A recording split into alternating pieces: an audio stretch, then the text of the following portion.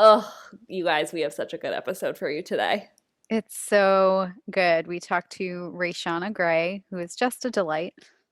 I mean, I just like I have like the jitters, so I kind of just want us to like obviously we'll do our cosmic update, but we just want to get to the good stuff because Rayshana has Yeah. so much strength and conviction and eloquence and integrity that I just want you guys to get to. Yeah, we just finished talking with her, and it was such an incredible conversation full of a ton of her wisdom. So we're gonna race through the cosmic update so you can get to the goods. Yes. What do we got this week, Kristen? Well, it's a waxing moon week. So our first quarter moon is in Scorpio on Friday. So that gives us a combo of air and water, which can go one of two ways. I mean, just like with everything that we talk about, there's a positive and potentially negative side. So that combination of air and water could be gentle waves in your life or complete cyclones. So I don't know why. I just want to remember that song? She moves her body like a cyclone. oh, Like yes. Oh, I that don't is get that in my head. 100% me running around my house this week trying to get shit like just managed. Yeah. A chicken with its head cut off. Yeah, exactly. Painful. Well, if you want to avoid that, so we always say at the waxing moon, it's grown, it's a time where everything's growing in strength. So you might feel more motivated to be doing more physically, socially, creatively. And it's really important to take it slow so you don't spin out of control like that. And, Yes. deplete yourself before you really have the energy for it, which comes more around the full moon. So just think about how the waves ebb and flow, and there's those short periods of rest between each one. So kind of pace yourself in that way, like a little bit of activity and pull back, a little bit of activity, pull back a little bit. Mm, that is helpful. Yeah. And another way to look at it is, maybe if you set some intentions at the new moon and you're not Mm. really feeling super motivated just yet because that energy, maybe it's not growing quite yet. Are you reading Um, my diary? I found the key under your pillow. But yeah, if you haven't felt super motivated, the waxing moon signals for you to kind of pick up the pace and live up to those intentions. So hopefully that's a little kick in the ass that you need to get moving. Ugh, yeah. Sure is. And also this week the sun moves into Scorpio It's on the going so 22nd. fast. We were just in So, Virgo. ugh, I we were just in Cancer season. Ugh, it's true. Scorpio is here. Scorpio is a mysterious and powerful sign. Sometimes Scorpios can get a bad rap. I have personally been guilty of some Scorpio bashing in my day. I don't know if any Scorpios who have been harmed in the shit that I've talked about them, I'm so sorry. Um, but I think it's really just that Scorpios in general, like they're loyal as hell. Like they don't take any shit and they really have no problem cutting cords. And I don't know about you, but I'm just a little intimidated by that kind of decisiveness. We could all learn from that. We really could. And I think that, um, maybe it's good that election season falls in, or the election day officially falls in Scorpio season. It's just like, again, I don't know why I'm just on a musical kick today, but I'm just thinking of that song by JoJo, like Get Out, Leave Oh, yeah. right now. Um, but yeah, I think that we're really in a phase where we're going to be able to make decisions and they're going to be rooted in some like emotional depth because Scorpios, despite their tough exterior, they are water signs. So it's a little bit hard to ignore the information that our feelings and yeah, more emotional sides can be kind of bubbling to the surface during this season. Um, in They're the like tarot, secret Scorpio, softies. yeah, yeah, cuddly little scorpions. I'm so sorry to everyone who I know. I can think of a couple very specific Scorpios who are probably rolling their eyes right now. But I love you. It's just because you're like, I feel like Scorpios are like Cancer's really big, like mean big sister. You know? Cancers are little crabs, and then Scorpios are like fucking scorpions. They And just I'm just need to like, embrace that water energy inside of yeah. them. Yeah. Like chill out. Yeah, like come on. We can be like a Cry with little more me. friendly, but yeah, they just don't want to cry all the time and that's all we want to do. Anyways, Scorpio is ruled by death in the tarot. And so like I said, you know, this is that decisive, it doesn't always have to be swift action, but it's definitely a season to get comfortable with shedding. What is no longer serving you? What are you ready to release? What is your relationship with endings or conclusions or, you know, leaving things behind in general? We talk a lot about that in a few different ways, actually, with Rayshana. So it's just interesting that this interview falls at the same time that we're moving into this kind of like death season. But really, this is the time when like the final leaves start to fall off the trees over the coming weeks. So it's kind of an invitation to meditate on the cycle of life, death, rebirth, and on forever. Yeah.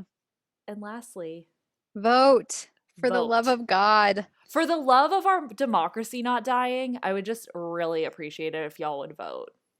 Yes. I mean, it's just a nice thing to do It's a really nice thing to do. for yourself and for others. Don't you want to be a nice person? Yeah.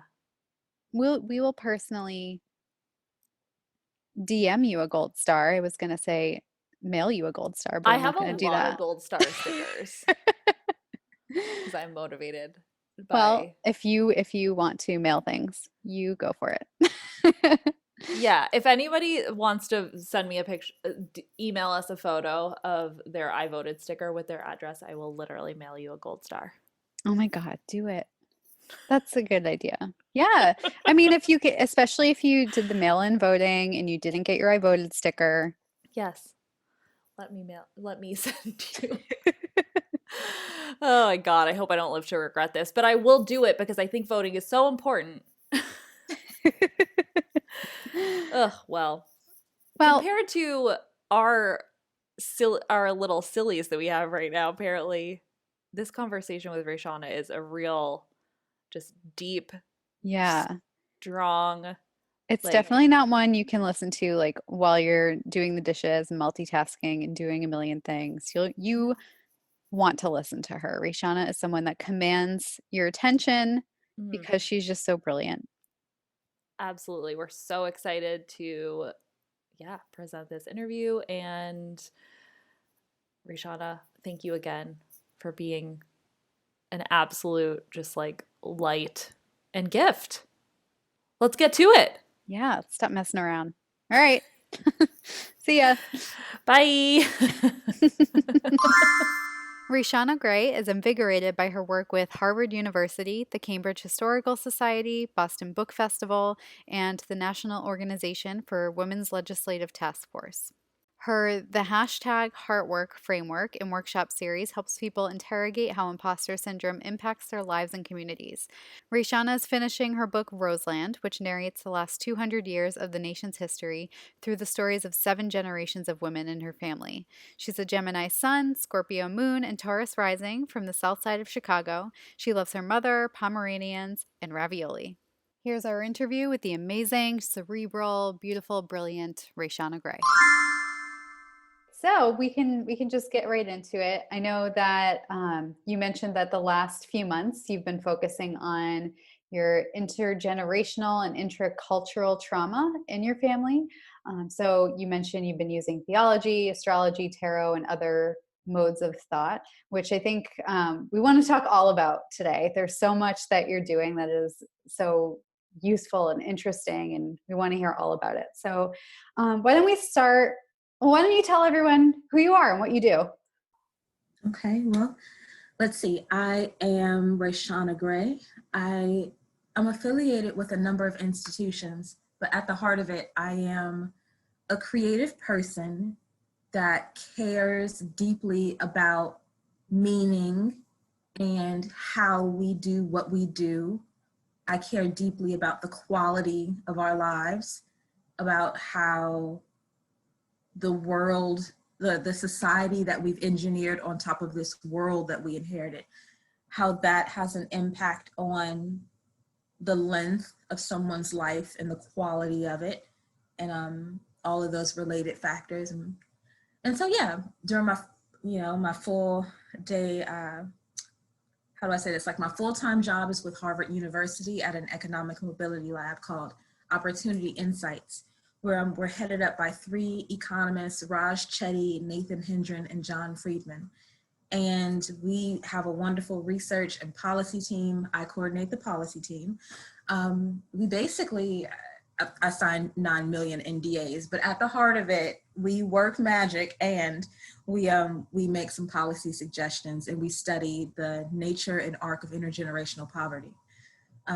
I have a background as a policymaker, as a former member and new returnee to the National Organization for Women's Legislative Task Force, belovedly referred to as a MAS now. When I was with them, I worked on a couple bills that were very close to my heart, including pay equity, anti-shackling, healthy youth, and the trans equal access and public accommodations bills. I'm a public historian with the Cambridge Historical Society, and I'm on the program committee for the Boston Book Festival. I'm busy, I bop, I ask questions. I connect people, and I think that there are, how do I say this?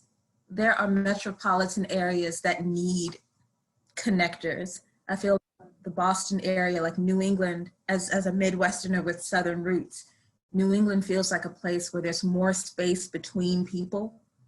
And so I often find myself demolishing silos and connecting different people at institutions doing similar or the same work. But it's nice to be able to connect people in ways that resonate. So I figure as long as I'm doing that, it's not sloppy. I love that.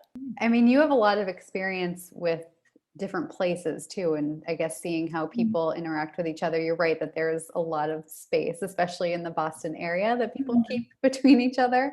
But yeah, I know I read that an interview that you did a while back where you said that you in the summers during college you picked places to live and you just went there and found a job, and I loved that. It was such an interesting way to spend your time. Usually kids just go home and like be annoying to their parents during the summer. I've been that person. I will say you make me sound far more enterprising than that.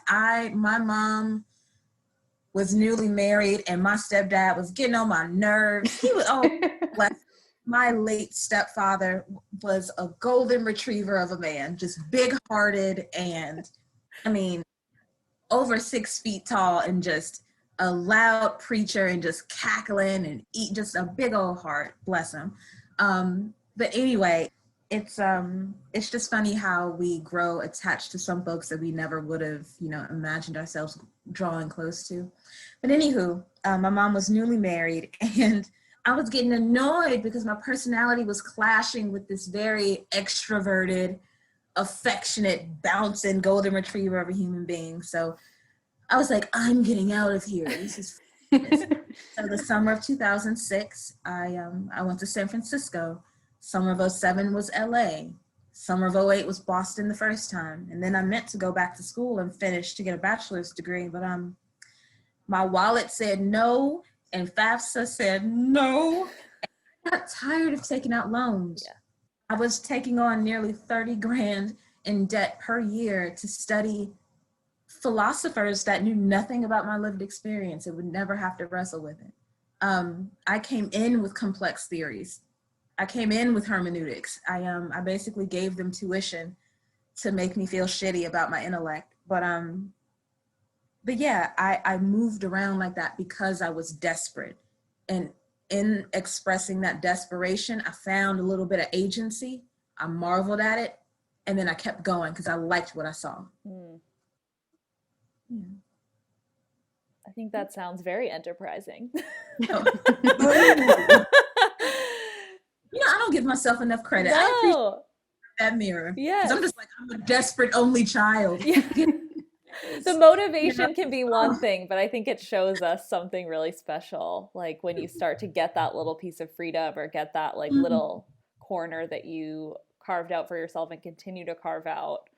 I think that's really special to even be able to reflect that back. It's not ancient history, it's pretty still pretty Yeah. recent. My heart. Yeah. Oh, community is important. Yes. There's a whole world outside my head. Who? Is Except there? everybody but me. Well, all of your traveling led you here in Boston, which I'm so grateful for. And I know that that kind of led you into genealogy, which was the whole basis of your book. So I would love to hear more about how that all started and then where you are with the book now. Oh, yeah. Like a lot of my projects, it began with a broken heart and or a sense that something was missing or off in a way that was blasphemous. And because it was blasphemous, I couldn't allow it to stand. Like I mentioned, I'm a Black Midwesterner with Southern roots. Let's see, I moved out here in 2009 with $12 in a suitcase. So after working for a summer out here in 2008, I popped back to Chicago, have the year from hell where I realized that I can't return to school, major depressive episodes, sleeping 15, 16 hours a day. It's bad. And I'm living with my mother's sister in the northern suburbs and, just access to, it was a really low, dark time. And I remember thinking, okay,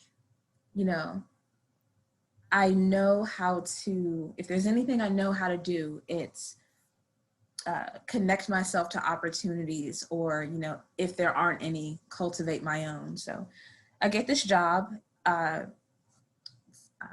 managing an international education dorm in Central Square in Cambridge. And I negotiate that they pay for my flight from O'Hare to Boston Logan, and they take it out of my paycheck. I make my way here. And I was so desperate to continue my education, even though my college experience was over. I remembered feeling so incredibly brokenhearted that I wasn't able to finish. It was at that age, 21, when my mother had a stroke and an aneurysm while pregnant with me. And so I always lived my life thinking that this curse that ran through my maternal line would one day come for me too. After my mom an aneurysm, she had to learn to read, write, walk, and talk again. And I do seek her permission when I talk about our lives. So I'm talking with her permission. It's just, how do I say this? And we go a generation back and we're talking about my grandma who's born in 1942 in the Mississippi Delta. And she has to stop going to school because she has to pick cotton. She's one of 15 children and they're living in poverty. It's, how do I say this? I feel like there's something genetic that we inherit that's related to like what we look like aesthetically and how our phenotypes present themselves. And then there's something on the energetic level that gets passed down too. And I can't help but think that this itchy energy that I have to move around and consume information and interpret what I find and draw close to folks and learn from them is just, I don't know, rooted in the pursuit of something holy, I guess. I suppose I'm still trying to figure out what that is. I think a lot. Can you?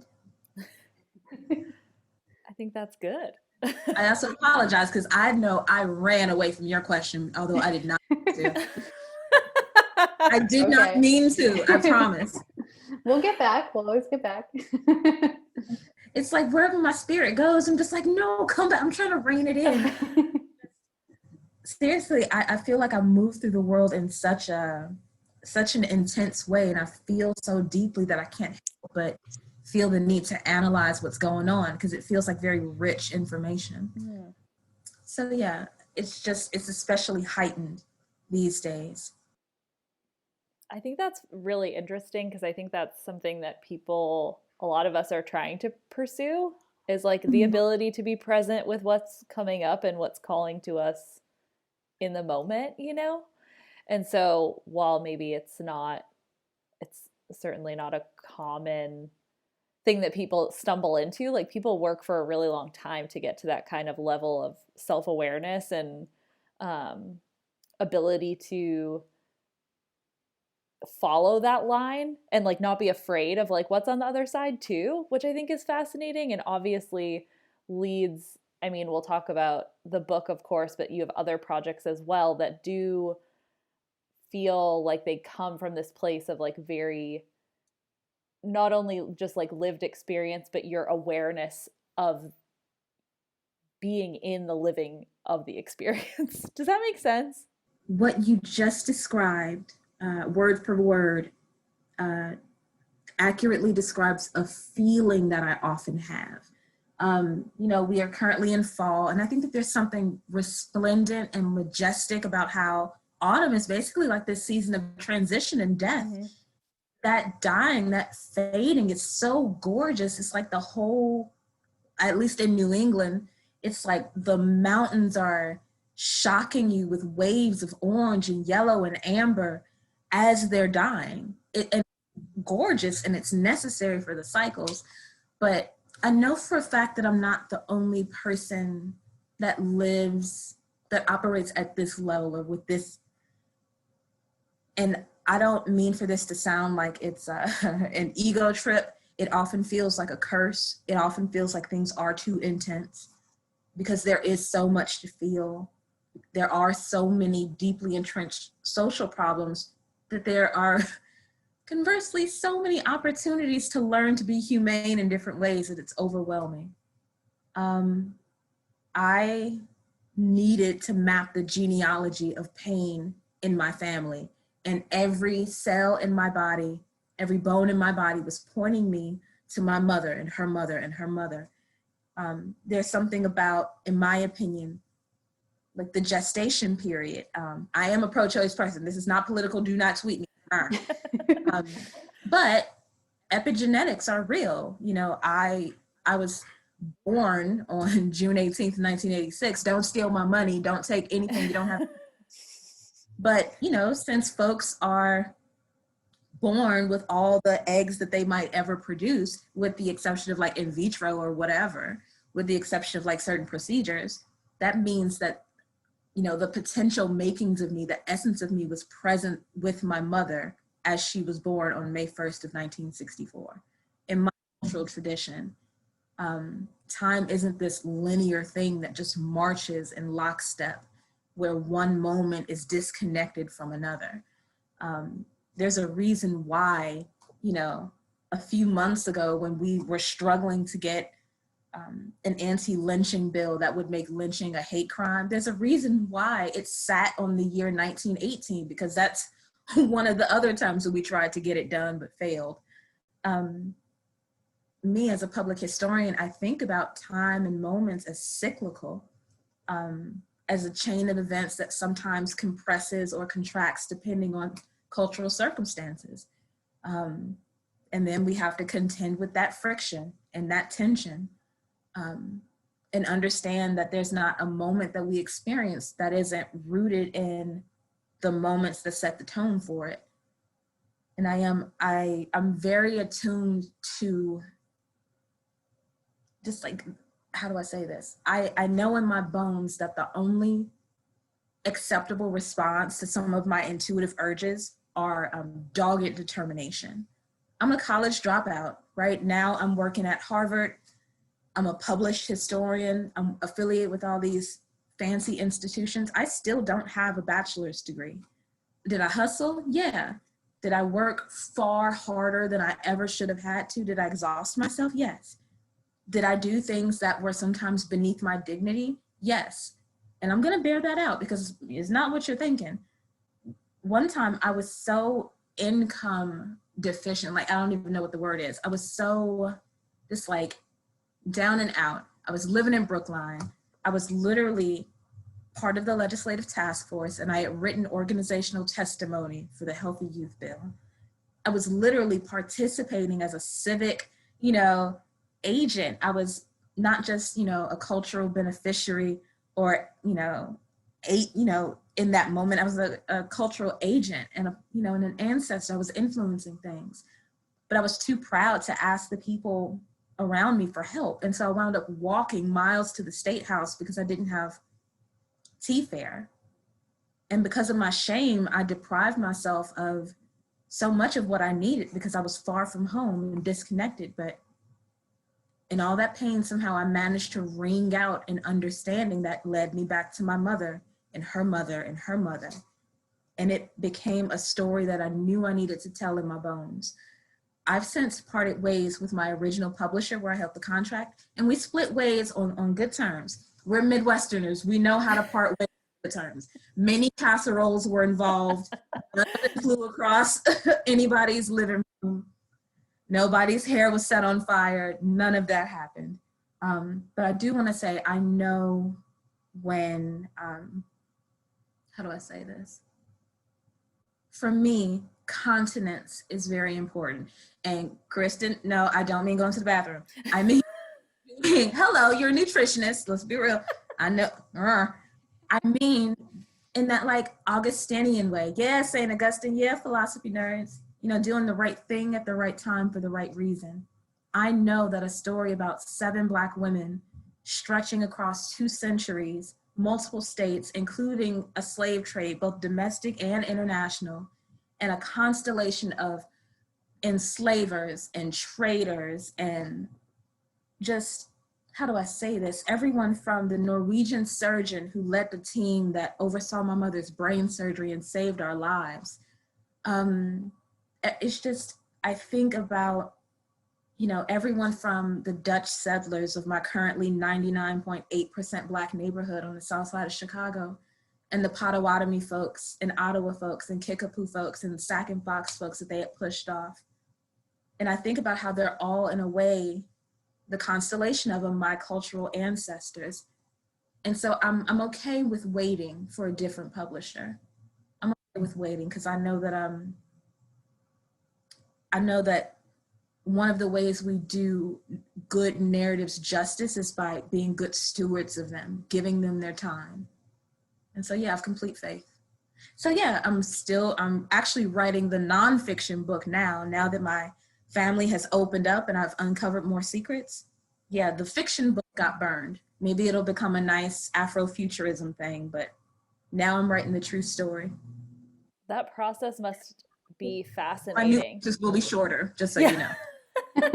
It will, I promise. No, the process of going through that, and like you said, being stewards of story, I really, resonate with, but also, especially when it's true story, when it's people's lived experience, and particularly, your community, your family, your lineage. And so what has that, the process been of, I know in the book it sounds like you're really dealing with yourself and your maternal line at the same age, but also what's the process been like of having those conversations with family members and digging things up? I don't love that phrase, but it's like, it does sometimes feel like that when you're like, what is the truth and who will open up about it? Yep. Even if you're not writing a novel or a book, like even if you just want to know. How do I say this? I have a forgiving relationship with the truth. It's not that I lack integrity. I promise. I care very much about the truth. That said, when I'm a myth hunter, essentially, I'm a genealogist, family historian, which means that by default, I'm also, much like a Pokemon catcher, a myth catcher. It's my job to suss out what's the real damn story. What's the story that we're telling ourselves about ourselves? What's that space in between? To whom is it valuable, right? Like who benefits from it? Where does it have its roots? Kind of like what nations and societies need to do. Just deep lines of inquiry and rigor, because just like history, time, a sliver of history, doesn't care about the glossy, rosy interpretation that you want. Which is why when some, how do I say this, folks with certain designs about who belongs in certain places, when they get to bumping their gums and yapping, we can easily pull out census records and say, wow, thank goodness that you're third and second grade so-and-so. I won't even go back that far, because as a descendant of enslaved folks, I have at least 150 years of roots in the country. Mine tend to go back further, but sometimes we are talking about xenophobic descendants with parents that came from somewhere else, or like grandparents. And it's like, wow, I'm so glad that you managed to slide right in. That must be so wonderful. That's so timely. Wow, thank gosh that we don't have any kind of moral imperative or social responsibility or, cultural contract that just as living beings tether us to one another. Anyway. Yeah, it's so much to be confronted with, like not only in your work, but also to do that, for other people's beliefs and histories and lineages, but then to also, dive into it with your own family. It's a lot. I mean, how do you kind of, this is maybe a self-serving question because I'm always struggling with boundaries, but like what's your like energetic hygiene routine for that kind of stuff? That's a good question. Yeah. Oh, right now. And I'm so glad that I actually have an answer. And me too. I'm extra enthusiastic because I felt my answer clawing at my throat as you were still asking the question. I was like, oh, this is authentic too. So I recently wholeheartedly accepted a mental illness diagnosis. I've had a tough, literally y'all, 20 years. I'm 34. The last 2 decades have been rough. Traumatic event on top of traumatic event on top of life-changing existential shift on top of another, all without the language and understanding and context that should have been passed down to me by the people who lived it before me. That's why I'm always stressing to folks that we have this multifaceted identity. We have inherited a world. We operate in this one, right? Eventually, we're going to shuffle on off this mortal coil and we will be a cultural ancestor. Other folks, posterity, will have to make sense, or at least attempt to, of the society that we engineered, and more so, the bullshit that we maintained. And we're accountable for it. And not even with that, I don't even want to put that veneer of harshness over it. It's more like, I don't know about y'all, but this current cultural moment has me, it's like, sometimes I describe being a historical researcher as, I feel like feeling like I'm desperately scooping water out of a sinking ship, out of a sinking boat. I feel like so many of us in this current cultural moment are just tense and furiously attempting to shovel water out of this just dinghy that we are all just clutching onto for dear life. And that desperation is real. Anyway, yeah. Yeah, I think that's a really important note, because I think that something I've been thinking about a lot, and Kristen and I have talked a little bit off the podcast about this, is like I don't know, just like the emphasis on like individualism. And I just like that your response is like, well, I'm just wholeheartedly accepting that there are some things that are not within my control. And I can kind of like, whether it's, a like diagnosis of something or just like a situation. And I don't know, there's a relinquishing of control that I actually think is important. It can't, obviously that can teeter very quickly into dissociation. But I do think that that's important. That was my initial step. And I know for a fact that sometimes I just have to cry it out. Yes. I have a very unique relationship with different facets of who I am. I am incredibly sensitive, but I'm also, how do I say this? When I learned that imprisoned folks, incarcerated folks in the Commonwealth, in our prisons and jails, when I heard that they were being shackled during labor or during transport, if there was no medical facility in the jail or prison, something in me mourned on a soul level, because I lived in a culture that found that brutality acceptable. I lived in a culture that was spilling all over itself, clawing all over everything, in an attempt to find a quote unquote reasonable excuse for something like that.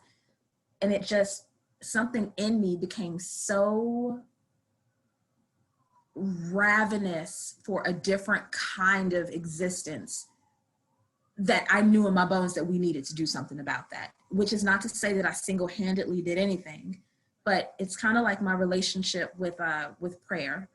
I was brought up in a Christian tradition, but when people ask me if I think that prayer is effective, I just say, well, hey, listen, I think that prayer changes people, and people become motivated enough to get up and change the world. I know that once I've accepted that I can't do everything, that so much of what I used to call my ability or my superpower was really just a sustained trauma response, right? Like, I'm a little girl who, when my mom came out of her brain surgery, she was learning how to read again. And so we learned how to read together. She was speaking her second set of first words over me, and I was the only audience that she had. There's something about, how do I describe it? There's something about how vulnerable we are by the time we get here. It's something about how pliable and malleable we are, how tender we start out being, how porous, and how susceptible to our environment and conditioning we are. This isn't to say that I haven't turned, any of my inclinations into a skill set, but I was definitely, what was it called, parentified in ways that I shouldn't have been. And so knowing that I don't have to be or attempt to be all things at all times for all the right reasons enables me to truly cherish what's actually there. And so, knowing that I am often the person that needs to take that fervor of emotion and put some heft behind it. Like, okay, what is now our tactical societal response to what this ill is? Or I've unearthed this disgusting secret in my family's history. What are the people and issues with which I'll need to contend? How do I restore myself in the process? What standards do I hold myself accountable to? What values am I rooted in so I'm not swayed by wanting to be liked or wanting to be paid well? For me, it's always a kaleidoscope of more questions, but that really helps me get my bearing. I don't have one set formula, because I know that every terrain will require a different kind of footing, but I'm trying my best. Yeah, I wonder if that plays into, you have another exciting project that we're super stoked I'm a on. busy human. Yeah, she does a lot. But your deck, the Modus Operandi deck, I'm curious to sort of hear, just like as you were talking about these different elements of self, how creating that, or basically tell us more about that project that we can dive in. Sure thing. Oh, and I imagine that by the time this is published, and I feel comfortable saying this, the pre-orders will have already been received by the folks, so I feel happy letting this slip. So I wanted to identify who my Gatsbys were. Whatever role I'm in, whatever industry, I call my Gatsbys the people that are so invested in either the quality of my work or what they've seen me do or the way that I'm naturally oriented in the world, that they will affirm that by, putting their cold hard ducats behind one of my projects. And so everyone who submitted or purchased a pre-order deck will have their special Gatsby gifts.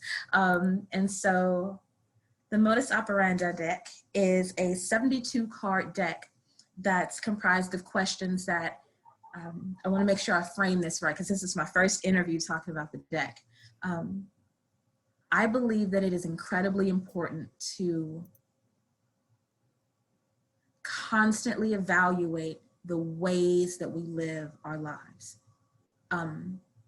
I wholeheartedly believe that it's not enough to simply look at a moment in our how do I say this, one circumstances in our current cultural moment. It's not enough for us to simply, how do I say this, live in 2D. I think that true understanding, true knowledge, or any kind of nuanced understanding will require that we look at, into, and beyond things, that we have a more expansive sense of who we are, what's possible, so that we can ask different kinds of questions. Just the other day, I work at Harvard. In my institution, I asked directly the people who were in positions of authority, I asked them who was accountable for a very bad decision. You know, in most organizations, a lot of folks wouldn't feel empowered to do that. I happen to have protections that, you know, enabled me to feel bold enough. But I strongly believe that people who are in positions of power, influence, and authority have a moral imperative and social responsibility, our old friends again, to be good stewards of it. And just like everyone involved, we all have a role to play in making sure that those folks are good stewards of them by holding people accountable. But basically the deck is just, at any given moment, how do I say this? There's this wonderful painting called Nude Descending a Staircase, number 2. And it makes a human being's body look like an accordion as it's walking down the stairs. And it's incredibly beautiful. And so this still painting is basically cutting across time and giving us a very beautiful image that's fluid and static at the same time. But I bring it up because for me, I constantly feel like I'm iterating on myself. So at any given moment, I feel like I have a present self and a next moment self. And I feel like it's my responsibility, my opportunity, really, not to close the gap, but to make sure that that transfer is always a progression. And I wanted this deck of 72 questions. At first, my ego came in. I was like, they will be this 72 questions. That's my attempt at a Monty Python. Loopy, because it's Thursday. I'm having fun. Anyway, but yeah, at any given point, I would want to know that I could shuffle that deck, and in any order, whatever, however my spirit moves me, I could pick a card, and that card would not perform a miracle, but at the very least, hold up a clean mirror. So that person is thinking, feeling, inquiring about. But there's also the not so subtle reminder that simply by being alive, how do I say this? You've already like paid the energetic cost to be here. Your soul's in this body. Like, you're in this driver's seat, honey. You've paid the cost. You may as well ride the ride. And so it's just, it breaks my heart to see how individual people that might lack self-awareness or self-confidence or the humility to really ask deep questions that inevitably unearth and cause uncertainty and discomfort. It's not that I'm impervious to pain, it's just I know it's necessary. Say it like the Scorpio moon that has a chart. I'm like, fucking jackhammer it! Just do it! What are you doing? I become the Hulk very quickly.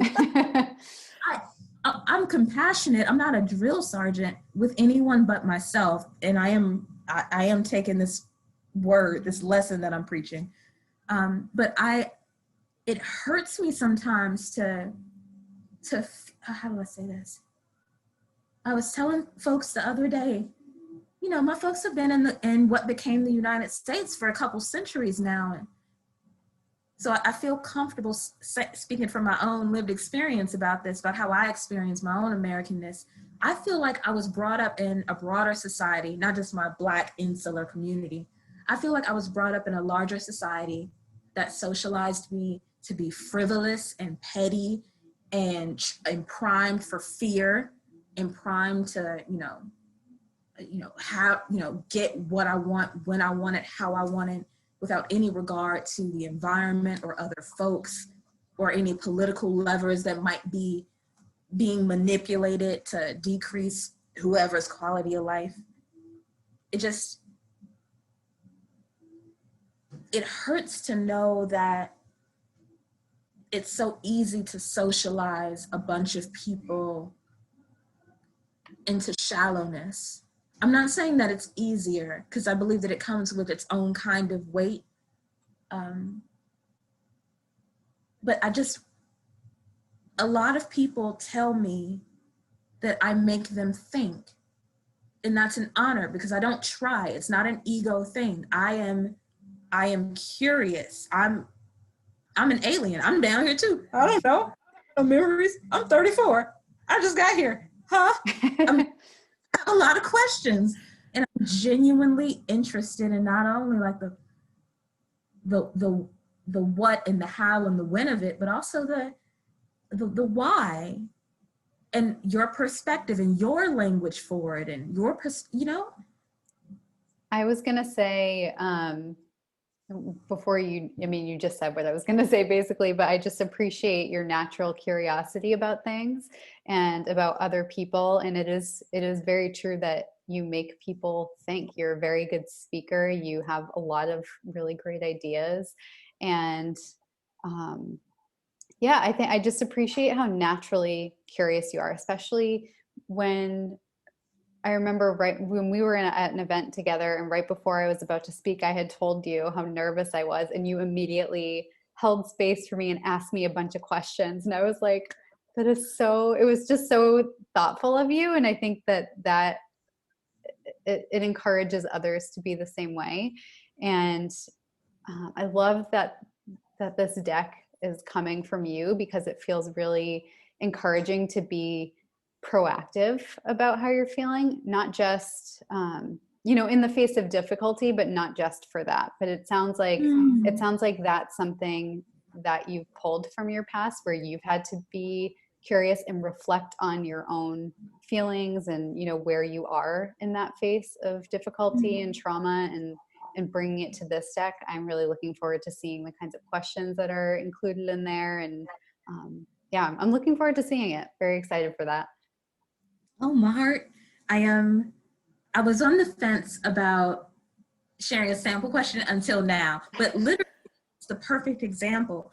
I never want anyone who's handling one of these cards, I hope to get a Braille edition, or potentially text print and Braille. That would be a dream. I know that Harvard University has a printer that can do that. Fingers crossed.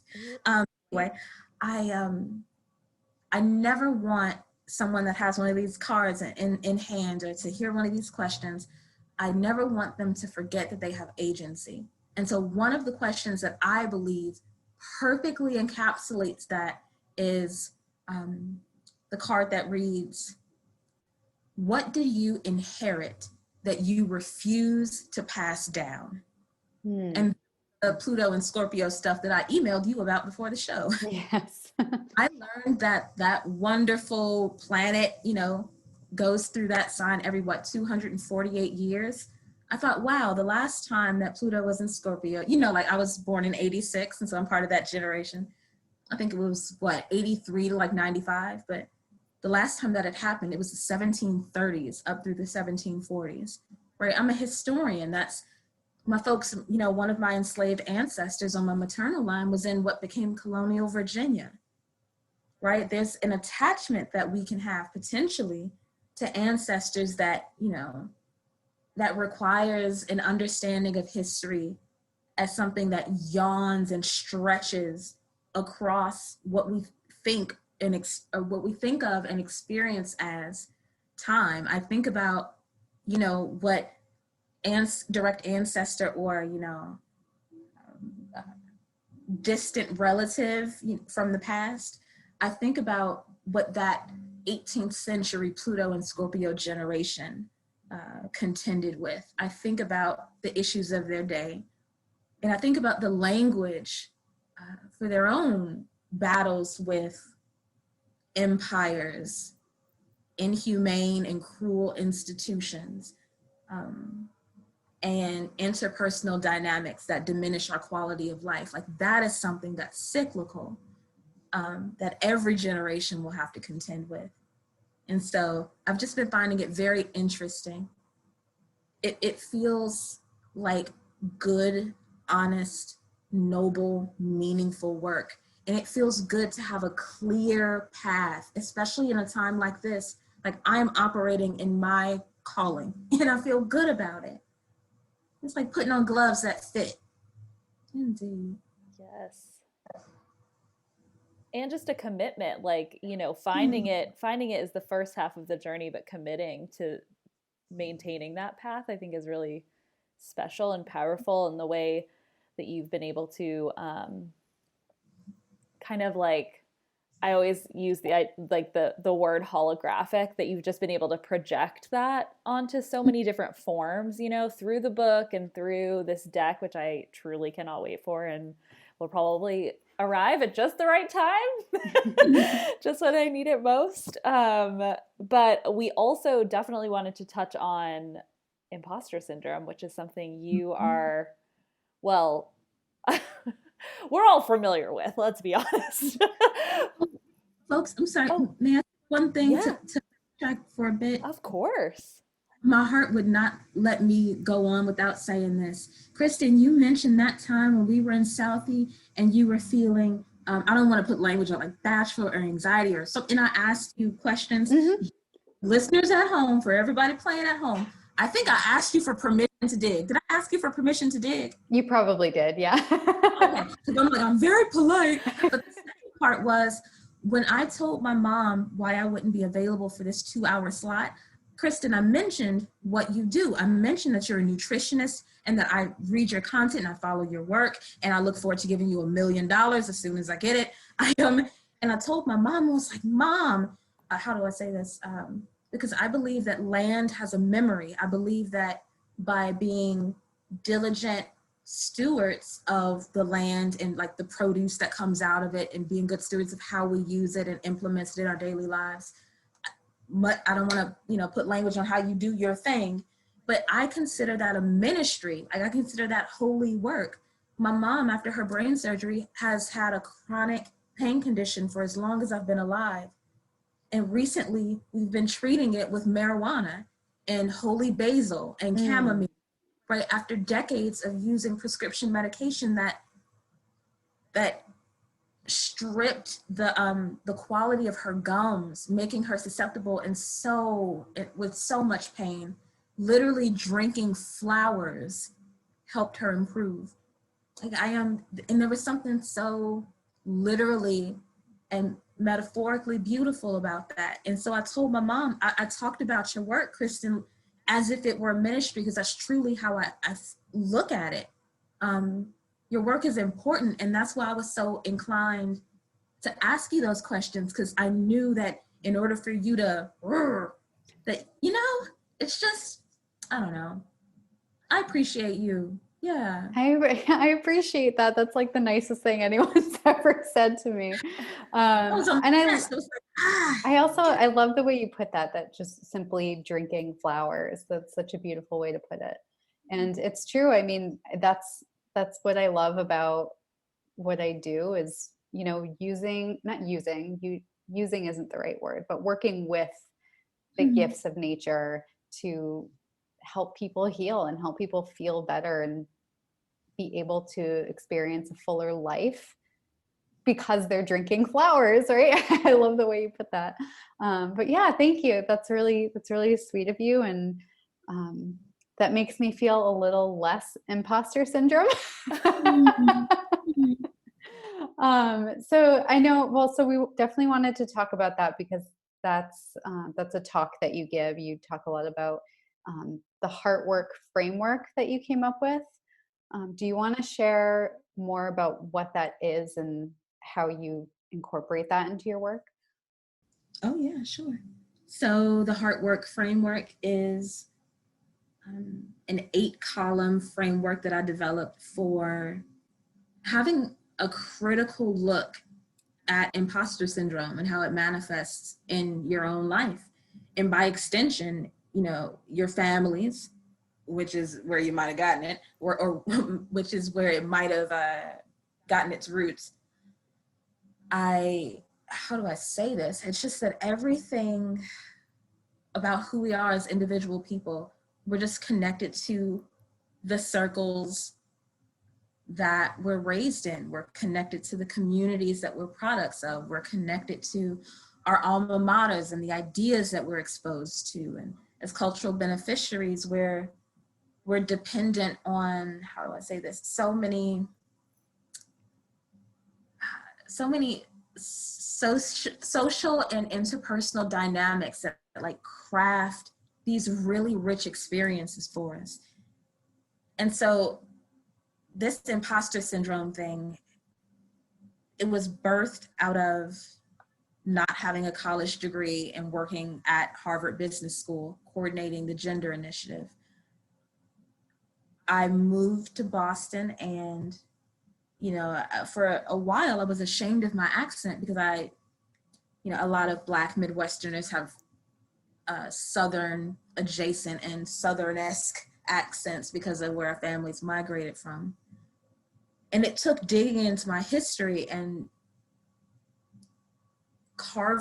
digging out all of that internalized racism and anti-Blackness and classism and self-loathing and shame and all of the false strengths that I had constructed as a result of circumstances I never should have had to overcome. I think about what imposter syndrome tries to convince me of, and I get upset that for so long I let it have the last word. These days, I'm always reminding folks that people exist at the intersection of, you know, their collection of identities, how they've been socialized, you know, their experiences, their values, their unique qualities, and the ways they're oriented in the world. And when I think about how many circumstances had to unfold exactly the way they did when they did, not just to leave room for our existence, but to literally set the tone for us being who we are. Maybe it's the only child in me, but I just think of us as so, even twins, triplets, like just so inherently unique that to play this, I don't want to diminish it, that to quote unquote fall prey to imposter syndrome isn't really falling prey.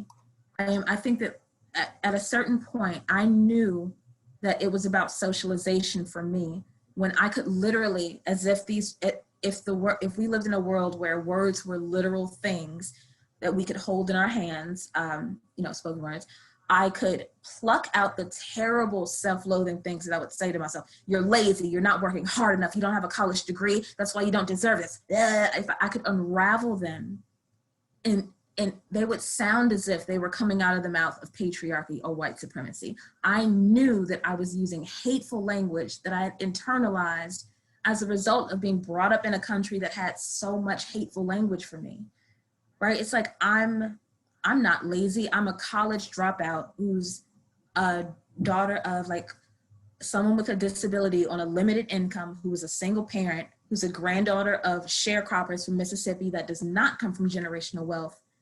But I'm passing laws, right? When my mother was forced to pay the government back for working as someone that was collecting Social Security with a disability, there was a limit, and so she was not legally allowed to work.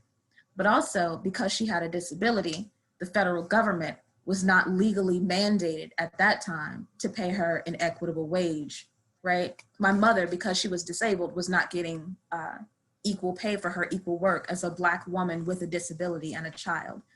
And so when I think about, how do I say this? When I think about how in one generation, despite all of those disadvantages, I've helped co-draft and pioneer a pay equity bill that's the first of its kind. It came out of Massachusetts, that's now being replicated in 19 states and DC. Like, there can be something powerful that can be done as a result of how we feel in our unique social positioning. I refuse to continue the work that white supremacy and patriarchy and other systems and capitalism have attempted to plant in me. I'm tired. Sometimes I just, and I'm not being facetious. I texted my mother's sister the other day. We have a contentious relationship because of some of her behavior. At one point, I just sat down and I just emailed her. I'm like, aren't you tired? Sometimes I don't diminish what folks go through. I have been up at 2:45 in the morning wrestling with my imposter self, or wrestling with the pain from knowing that I'm not my imposter self. And yeah, at the end of the day, when I think about how many institutions and people conspire to rob me of my quality of life, rob me of the length of my life, rob me of the richness that so much of life has to offer, I refuse to deal the final blow. And there's no point. There's no nobility in it. There's no logic in it. There's no, it's just, I don't diminish what folks have gone through. But I also acknowledge that for a long time, my throne was empty, my throne was vacant. And if I've learned anything in these last 20 years, it's that if you're not sitting on your throne, someone else will. I am convinced that everybody I cross paths with has a unique contribution that is born out of where their identities, socialization, skills, experience, where all that stuff meets. We are too unique to be replicated. So even the idea of an imposter is just laughable. It's just laughable. I'm always happy to walk people through the framework, because I didn't realize that for some folks, it's a hurdle to acquire language for why things hurt. That always came naturally to me, but it never occurred to me that other people struggled with that. And so it was when I was wrapping language around why, or around what hurt and why and where that came from, that other people began to gravitate toward it. And when I saw that it could be a gift for other people, I knew I wanted to share it. When I think about those two me's, the me of the now and the me in that next moment, it's difficult for me to remember this, but according to my own worldview, in every moment of transition, I feel like I should be sacrificing something that should not be there, right? Some old thought, some old perspective, which isn't to say that I don't keep the lesson. It just means that I can't, if I'm going to travel light, I can't carry everything with me. And it's not to say that I don't, do an Oregon Trail thing, or like stop. I'm sorry, not Oregon, Oregon. Yes, I am from Illinois. I went to a Christian college. Somebody told me it was a shout out to Oregon. Shout out. But yeah, it's like I told my mom the other day, sometimes you do have to take a pause, have a burial, and mourn. That is very important. But I refuse to let the poison that that the society I happen to be raised in, I refuse to let the poison, I refuse to be a compliant host for the poison. I'm not saying it's as easy as thinking your way out of the imposter syndrome, but literally, who's gonna you better than you? Who, please? Who? Like, who's gonna apply for the job and get it? We're impossible to replicate. I think this is really powerful for people to hear, because we don't think that way. There's always, like with social media, there's always someone else doing it better. And we get in that trap of, comparing ourselves to other people. But you're right. No one can be you the way you can be you. And I love that you encourage people to know their value and think about, like, who profits off of you not believing in yourself and not knowing your value. Mhm. Like, you're not profiting, you're not benefiting from that. So yeah, I think that all of that was really important for a lot of people to hear. I'm sure a lot of people will need that right now.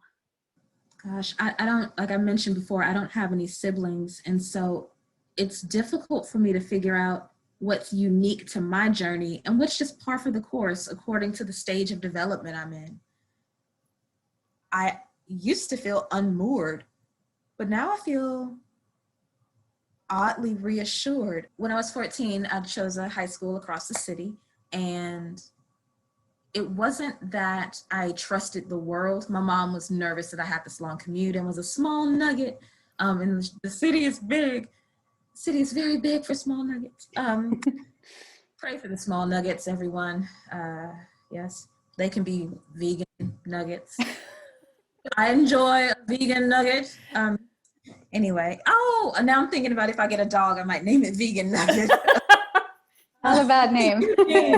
Eugene Vegan Nugget the Third, Esquire. Ooh, my God. Anyway, I'm so sorry, y'all. I took us off the rails. It's just, I'm sorry. Be back, please. I apologize. Don't worry. I totally had a point, but now I'm like, damn it. My mind goes where it wants to go. I'm sorry, folks. It'll probably come back. Nugget, your mom was concerned about you moving across the city because you were a little nugget. Yes. Or not and moving, going to school across the city. That's right. And so she was so nervous. And meanwhile, I was cool as a cucumber. Not only that, but I felt like I was doing exactly what I was supposed to do, where I was supposed to do it. I felt like it clicked. I remember visiting that beautiful campus, Nicholas Senn High School over on the north side of Chicago, and it was the place I wanted to be. I wound up having a lot of fruitful experiences after going there until it paid off. But at the end of the day, my mother was worried sick. And if I had had the language when I was small, I probably would have tried to reassure my mother by saying, well, Mom, I don't have to trust the world. I trust myself in the world, right? It's like, I know that this world, not the world, because the earth, right? Earth is holy, right? I know that this society that we've engineered on top of the natural world is corrosive, and it's engineered to make something small and compact and unwell and diseased out of us. I think about everything from the history of the public school system to, right, the Ford plants and just the standardization and mechanization and of how we create, how we consume, how we create trash, how we distance ourselves from it mentally and literally. I think about so many of the stories we tell ourselves about ourselves in an attempt to feel better about it. But at the end of the day, I think that my work in recent years has really been to get back to a place where I don't trust the broader society that we've engineered, but I trust myself in it because I have certain tools in my toolbox, or whatever language we might want to use. I have certain skills or orientations or abilities or cultural narratives that give me ballast. Ballast is one of my favorite words. I think it's spelled B-A-L-L-A-S-T, ballast. But when I'm using it, I think it's a nautical word. It might be like to keep a boat even. I'm near Boston. Help. And remind me to tell y'all about the time when I turned 25 and went to Star Market in Central Square because I wanted to buy a lobster and free it in the harbor. It was a mess. But anyway. We'll have to return to that. It was a mess. It's just, there's just so much to consider. There's just so much to consider. And it often feels overwhelming. And for some reason, these questions, these cultural questions that I wholeheartedly believe are eternal, right? I feel like so much of how we live in terms of institutions of oppression and what we're trying to do with them in terms of, abolish this, reconstruct this, reimagine this. I think that part of the design, I think this was Toni Morrison that said this, part of, racism's aim is to take up so much space in my mind that it's hard to imagine other worlds. Right? I live with the consequences of the narrow-mindedness and short-sightedness of so many other people because they are internally unwell or not at ease and have been manipulated, feared, and coaxed and trained into making weapons out of that fear. In part because they've been socially encouraged and rewarded for doing so. It's exhausting to live in a society that's hurting in so many ways at the same time. And I suppose that everything I create these days is working in tandem in an effort to help, ameliorate that harm. And I keep going back to ballast because the cultural moment that we're in is a turbulent sea. I need something to keep me even keeled. There's something disorienting about just anything, any item that isn't anchored. There's so many cultural circumstances that have reached their boiling point that are working in conjunction to really make our lives tough right now. And it requires, I was just talking with a very great buddy named Ama Marfo. Shout out AMMA, and her second name is MARFO. She's brilliant. She's a Virgo. I'm a Gemini. In my heart, we have a podcast called Mercurial, and people listen to it, and we just dork out. I love it. But it can't exist because we're both busy. But when I was chatting with Amma the other day, I was raving about how I adored how matter-of-fact she is about her worldview. Now that's different from being inflexible. She is incredibly, in my opinion, wise and discerning because she understands and appreciates nuance. And, and that's one of the reasons why I admire, respect, and appreciate her. But I was raving about her communication style because she spoke as if a just world was a foregone conclusion and everything else was just a matter of us engineering, right? And us rallying resources, reconditioning ourselves, undoing the lies that we've been told about ourselves, with a humble and open enough collective spirit so that we can actually make a change that means something. Amma also reminded me that, just like world building, retaining hope is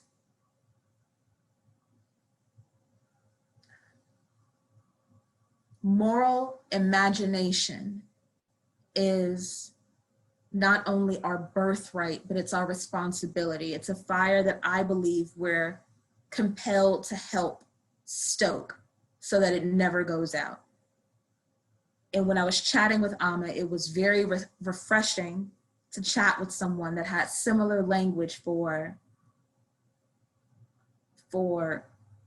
approaching our current cultural moment as if we are in battle. Not in that we're cruel or inhumane, but that any nation, any people, any individual, institution, whatever, must consider how it conducts itself. Integrity is important for all of those beings or entities. It matters how we live and how we treat each other. And it was refreshing to talk to someone that's not asking for rights. I'm not asking you for rights. That's not the conversation we're having here. Excuse me? What do you mean you're just gonna talk over a moderator? I will jump through this TV. Oh, I was about to name the politician. Woo! We know. No, seriously, I wholeheartedly believe that on some level, we should either detract time from that speaker's next question or next answering opportunity, or detract from their presidential counterparts' time on the first question or something like that. But I'm tired of a lack of accountability, a lack of any semblance of, I don't go for the meritocracy BS. I understand that the ways that we live and conduct ourselves are far more complex, and meritocracy is just a very neat, convenient fairy tale that we often tell ourselves. I just,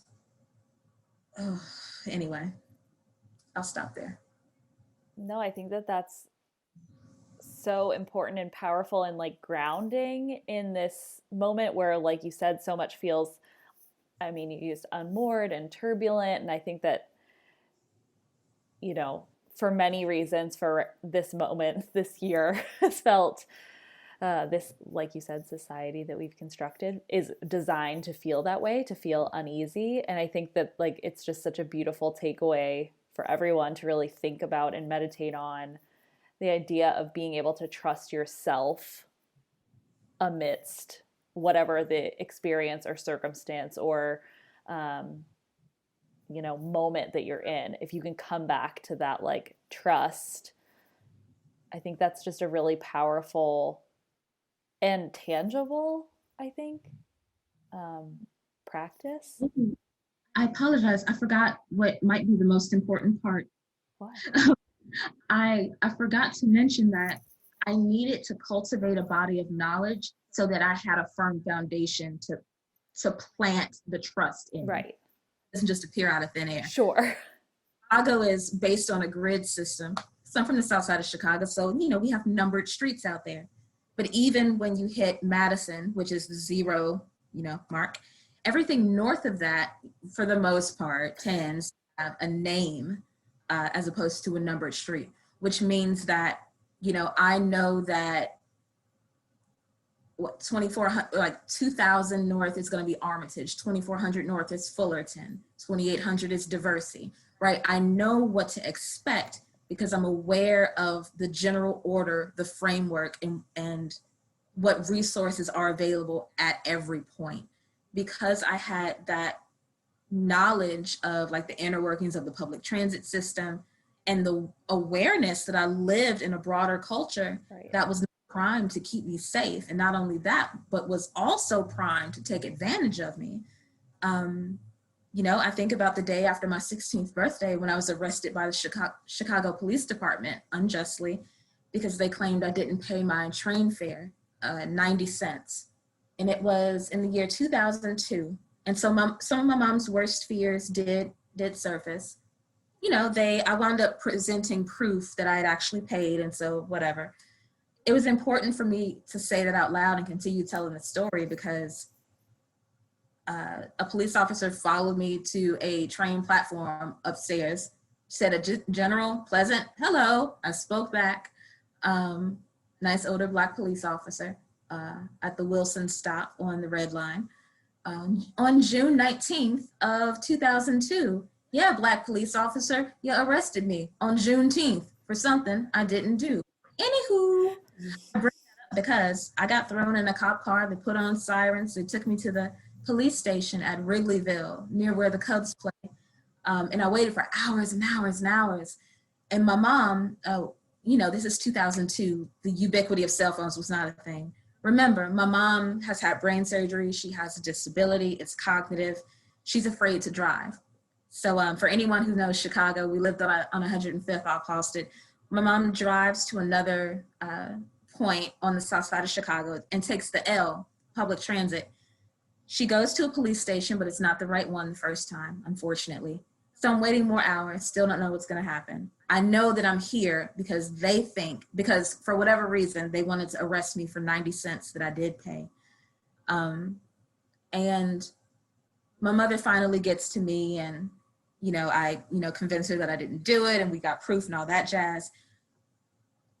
But I think about all the ways that we make life hard and cruel for no reason. I think about all the ways that we choose to hurt each other when doing so with zeal is never a necessity. That's something that's been on my mind recently. Anyway, I'm sorry. I'm afraid that I've veered off again. That story was just heavy on my heart, especially since in our current cultural conversation, we've been having so many conversations about the police. I just think about how many taxpayers' dollars went into a bunch of human beings turning on the siren for a 16-year-old kid that quote unquote hadn't paid a 90-cent fare. Let's say I didn't pay my fare and I did, quote unquote, steal 90 cents from the populace. Was 90 cents worth all of that? All of the resources, all of the time, attention, skill sets that could have been applied to catching serial killers that are killing Black girls and women and leaving their bodies in dumpsters in Chicago? Or maybe actually pouring time and attention into the community policing model that my neighborhood, Roseland, has already had funding for, I think for the last year. I am tired of being lied to. I know better. And I believe that on some level, each of us at our core has a fundamental understanding of what we need to feel well. And I believe that most of us can tell when we're being steeped in a culture that's trying to drain us of that essential, I don't want to say human essence, but in my work with this imposter syndrome framework, I've heard a lot of people's stories. One person told me that they had, and I also share this with their permission, they told me that their parents put them in a gay conversion therapy program. And that person was sweet enough, kind enough to call me a healer, and I appreciated that. A story got caught in my throat because I think about how when we create people, when folks become pregnant, we create people, we do this, in my eyes, magical thing. I understand the science behind it. I think that it's kind of like Leo Tolstoy said, a writer is a world trapped in a person. I truly believe that every person is a multiverse of just the makings of them that came, to them through their parents and everything they'll experience. It's nice to know that in a world where we've constructed so many opportunities to harm each other, that with every person, there's an opportunity to cultivate an entire healthy world. That it's never too late for worlds to flourish again, metaphorically speaking. I think that's really hopeful. Fingers crossed. Yeah. I mean, what a beautiful way to kind of, I feel like, wrap and also like intertwine everything that you've kind of been talking about, is the ability to recognize environment, architecture, experience that has all been created, but come back to that like fundamental truth that there is that. And that's not to say it's not work to get through all the layers, but I think it's just really a powerful reminder, especially in this moment, and when this episode will actually air. We'll be 2 weeks away from this election, and yeah, it just feels very hopeful and also very empowering, like very big call to action. I really appreciate you being here. I would like to return the love to you, Janine. And I didn't want to do it right after I was gushing about Kristen, because I didn't want you to think it was me. No, because I swear that it's not. But I am. Oh my God. That I appreciate your work so much. I've recently been, developing my own tarot ministry and journey, and I've been working mom, during these 7 months that we've been posted up in our respective homes, me here in Cambridge, Massachusetts, her back home in Chicago, and I got her own deck of tarot cards. And so my mom, that used to be such a very stringent Christian, and just, unfortunately, she had been brought up in what could honestly be called a Christian cult. It's pretty deep, and I intend to write about it, yes.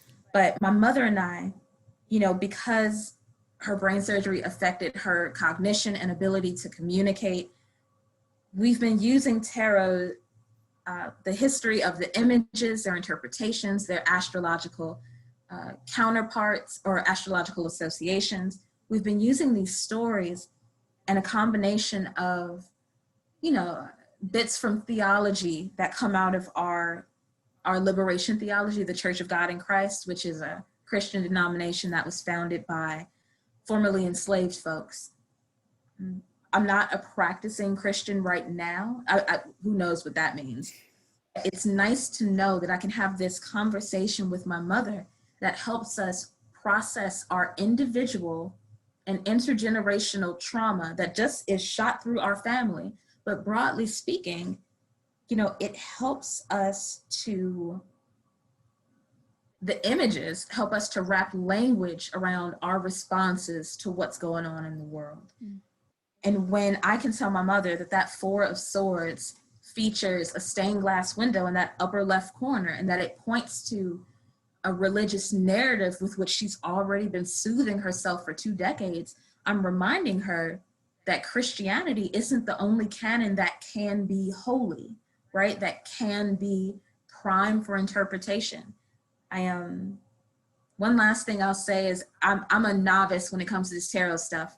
I'm still learning like ins and outs of birth charts, but I'm learning that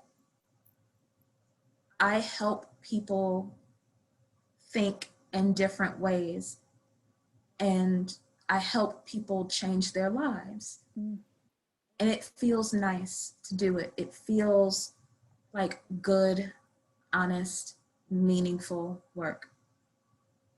That's because it is. Yeah. I'm so glad you're able to share that with your mother too. That is a really nice thing, especially when their religion or their faith is different than what, I mean, my grandmother would look at tarot cards and like call the priest or something, So yeah, I'm really glad that you're able to work through things in that way. I learned so much from both of you. Janine, I appreciate how you help, even as you present your own language for this codex, this artistic canon that helps so many people find their footing in life and interpret their own stories and narratives. By showing up with your own language for it, you invite us to do the same thing. And I know I've seen similar work on your social media sites, but right now I'm thinking about springtime. I'm just like, what do I love so much about it besides the aesthetic? Love that it's an invitation to have a conversation. It doesn't feel like it's gatekeeping. It feels like it's honest, well-intentioned stewardship. And it's so thoughtful. I love when people are drawing out of their unique positions, skills to provide something wonderful. It reminds me of that passage from George Orwell's 1984, where the folks that recited certain literary works of art, warm their hands over a shared fire and just recite these beautiful literary works within the context of a culture that had banned those works. It feels like that kind of spiritual literacy that you help folks tease out using tarot. Just so you know, I picked up the 6 of Wands. That's beautiful work. That's beautiful stewardship. I don't, maybe it takes a Gemini to really know when you change, you can change your life. Seriously. I've lived 5 million different lives, and I don't plan to stop dying and reliving anytime soon. So yeah, I appreciate you both. You all both have such wonderful ways of contributing a verse to this human conversation of what it means to thrive. I appreciate you both. We appreciate you. I love this little love Honestly. fest. I know. I mean, and just, yeah, I think that everything that you've really been able to highlight, and I think this is truly something that is truly your gift, is being able to be so reflective and connective, like you said at the beginning, breaking down those silos. So I just thank you so much for talking to us about what feels like everything that is important and matters at all right now. Yeah. No big deal. We covered a big swath, but Appreciate that. Wow, wow. I'm 34, and it's only in recent months that people have been thanking me for having an expansive way of looking at the world. In times of crisis, we need people that are inclined to expansion. I feel like as a kid growing up, why asking so many questions? Yeah. It's just like, want me to be curious and engaged so I can help re-engineer some stuff. What is going on, humans? I appreciate y'all. oh, Well, thank you so much for being here and taking all this time to share all of your wisdom with us. Oh my gosh, y'all got me grinning. I am. Thank you for being cool. Oh, may I ask you each one quick question about tarot before I go? yes. Yeah. What is something that the practice of tarot interpretation, all that jazz, what is something about it that you could only learn by experiencing it related to tarot? That's a good question. No, I think it's more just, I mean, something, I don't know if it's tarot specific, but just learning how your intuition speaks to you and like in what way you see that in the cards. Because I know some people, when they read cards, it's not necessarily the imagery that speaks to them, but then other people really go off of the symbolism. So really, I think it's a really good way to see which way your intuition speaks to you. Because there's different ways to go about it. What do you think, Janine? I definitely agree with you. I think that that's really important. I also, two things are kind of springing to mind for me. Like, one being, like, in terms of the cards themselves, I think that there's some that you can intellectualize relatively, not easily, but you can understand. And then there are others, like, for whatever reason, the Eight of Cups is coming to mind for me, where, like, when you just know in your bones that it's time to leave something behind, even though it's hard, like, I think maybe you can understand that, but until you really experience the, like, ache of wanting to stay and knowing you have to go, I think that that's just like one of those experiences that's, you can read it in a book a million times, but until you It's like a feel visceral it. experience. Yeah. I'm literally cringing and clenching my tarot deck. I was literally looking for that card as you were talking about it. Because yesterday I asked my mom to pull out her Eight of Cups and set it alongside the Five of Cups. Because for me, those two cards, it's revealed to me. I was like, wow, it might be painful, but it's easy to mourn a cup that had poison in it. Yeah. Well, I don't want to walk away from a cup I wanted to drink from. Yeah. Are you kidding me? I'm so thirsty. Yeah. There's no guarantee there's water coming. Yeah, and I, like, walked all this way. Like, I've been working for this. And then, yeah, I think that's really, and it kind of goes off what you were saying, Kristen, too, of like having this experience where, like, that is when it's not just like the difference between rational choice and intuitive knowing, like, becomes very, very clear. And I think that that's something, I mean, I think that working with tarot can really teach in general, but I think that for some reason that card is always one that, even when it comes up in a reading for a client or something, I'm like, it's not the thing that you think is easy to put down. It's not going to be that thing, the thing that you're like beating yourself up over. It's the one that you're like, but there's like some ego involved. And I don't think you can really express with just language what shedding an ego feels like. Yeah. Wow, I appreciate y'all answering. Thank you. Of course. What a good question. You're so, like, truly, I cannot wait to get your deck because I just feel like the way you frame questions is so thoughtful and precise. Yeah. Pointed. As a rambler, I very much appreciate how pointed you are in your question asking. It's so obliged. Indeed. Indeed. Very Please. powerful, especially for a Gemini. Oh, what'd you say? I said very powerful, especially for a Gemini. Indeed. Hey, it matters. Got to spread the news.